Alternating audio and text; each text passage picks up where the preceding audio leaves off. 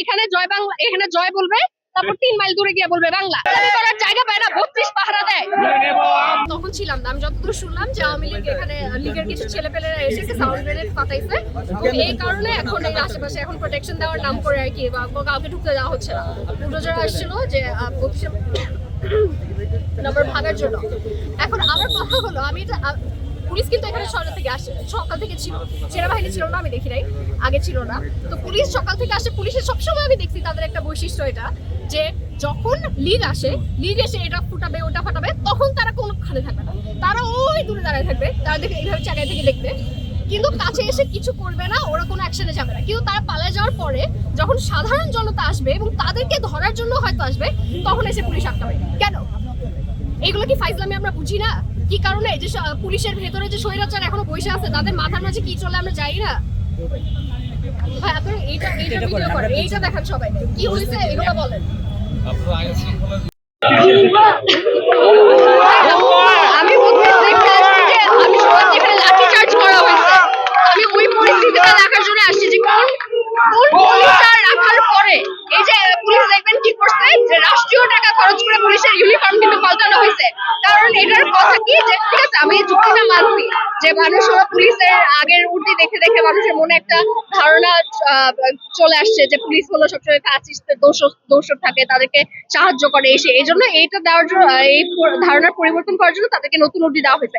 নতুন উর্দি দিয়ে ওদের কি মানসিকতার পরিবর্তন হয়েছে? নতুন উর্দি দেওয়ার পরে এসে তারা আবার 32 পাহারা দেওয়া শুরু করছে। এটা কি নতুন উর্দি দিয়ে লাভ হয়েছে কোনো? আপনারা তো একই কাজ করতেছেন বারবার। আপনারা যদি জনগণের মন চান, যদি তাদের হৃদয় জয় করতে চান, তাহলে আপনারা আমাদের পক্ষে কাজ করবেন। আপনারা যখন সাউন্ড গ্রেনেড ফাটাই গেছে তখন তাদেরকে ধরতে পারে না, এখন আসছে জনগণ ধরার জন্য। এত দূরে দাঁড়াইছি, এরপরে এসে বলে যে এখানে দাঁড়ানো যাবে না, এখানে দাঁড়ানো যাবে না। কি ধরনের ফাইজলামি এগুলো? না কোন রকমের শঙ্কিত না, অবশ্যই যেটা এখন আর ওই ফ্যাসিস্টের আমল না, এখন স্বৈরাচারের আমল না, বিচার বিভাগ স্বাধীন। এখন যে রায় হবে আমরা সেই রায় মানবো।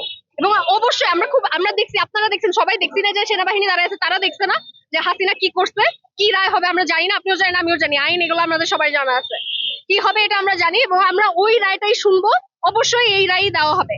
কিন্তু আমার কথা হলো 32 পাহারা দেয় কেন? কি এমন তীর্থস্থান এখন তাদের আছে যে এটা তারা এখন পাহারা দিতে আসছে? করার জায়গা পায় না, 32 পাহারা দেয়।